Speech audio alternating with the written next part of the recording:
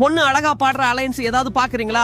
பொண்ணுக்கு பார்த்துட்டு தான் இருக்கேன். இதான் பொண்ணு பாக்குறதுக்கு எப்படி இருக்கா? டேய் ரொம்ப அழகா இருக்காடா. அம்மா இந்த பொண்ணு தான் நான் லவ் பண்றேன். சரி மருமக கிட்ட பேசுறியா?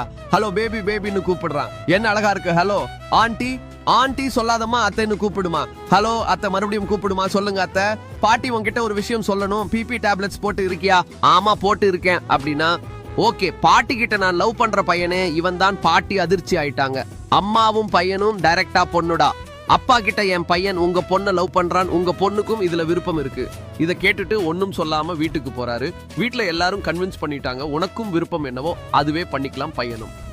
அதே மாதிரி பேசுறதுக்கு சம்மதம் வாங்கிட்டான். இப்படி ரெண்டு ஃபேமிலியும் மெட்ரோ ட்ரெயின்ல மீட் பண்றாங்க. பையனோட அப்பாவுக்கு ஜாதகம், கடவுளுக்கு மேல நம்பிக்கை கிடையாது. பொண்ணோட அப்பாவுக்கு கடவுள் தான் எல்லாமே.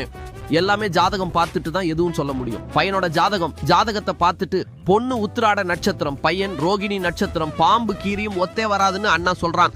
அதெல்லாம் ஒன்னும் பிரச்சனை இல்ல, நாங்க மேரேஜ் பண்ணிக்க போறேன்னு பையன் சொல்றான். இவர் ரெண்டு பேரும் மேரேஜ் பண்ணிக்கிறாங்க, சந்தோஷமா இருக்காங்க.